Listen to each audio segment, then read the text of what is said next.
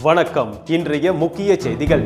பிரபல நடிகர் எஸ்.வி. சேகர் கண்டிப்பாக 2026ஆம் ஆண்டு நடைபெறும் தேர்தலில் திமுக தான் வெற்றி பெறும் என்று கூறியுள்ளார். இவர் செய்தியாளர்களை சந்தித்த போது விஜய் பற்றி நிருபர்கள் கேள்வி எழுப்பினர். அதற்கு அவர் விஜய் மறுபடியும் அங்கங்கே கூட்டம் அமைத்து சினிமா ஷூட்டிங் போல் பேசிக் கொண்டிருக்கிறார். அவர் இன்னும் முழுமையாக அரசியல் களத்திற்குள் வரவில்லை. 2026ஆம் ஆண்டு நடைபெறும் தேர்தலில் வெற்றி பெற வேண்டும் என்றால் கண்டிப்பாக கூட்டணி தான் முக்கியம். தமிழகத்தின் வெற்றி என்பது 3 அல்லது 4 லட்சம் ஓட்டுகள் தான் முடிவாகிறது.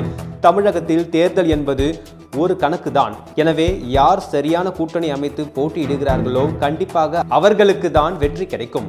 இதனை விஜய் புரிந்து கொள்ள வேண்டும். ஒருவேளை 234 தொகுதிகளிலும் விஜய் போட்டியிடுகிறார் என்றால் அவரால் புசி ஆனந்தை வைத்துக் கொண்டு ஒன்றுமே செய்ய முடியாது. இது விஜய்க்கும் நன்றாக தெரியும். மேலும் கூட்டணி பலமாக இருந்தால் மட்டுமே தான் தமிழ்நாட்டில் ஆட்சியை பிடிக்க முடியும். தற்போது உள்ள சூழல் நீடித்தால் கண்டிப்பாக அடுத்து வரும் தேர்தலில் திமுக வெற்றி பெற வாய்ப்பு உள்ளது என்று கூறினார். என்றும் உங்களுடன் மை இந்தியா முக்கிய செய்திகளை உடனுக்குடன் தெரிந்து கொள்ள சப்ஸ்கிரைப் பண்ணுங்க, பெல் பட்டனை பிரஸ் பண்ணுங்க. என்றும் உங்களுடன் மை இந்தியா.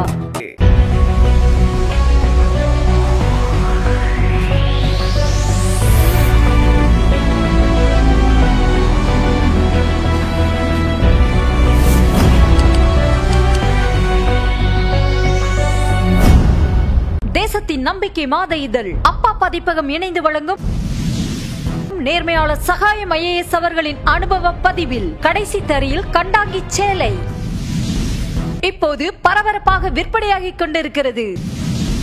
புத்தகத்திற்கு உடனே அழையுங்கள் 701002 9823 9315077173 மற்றும் 8925917667.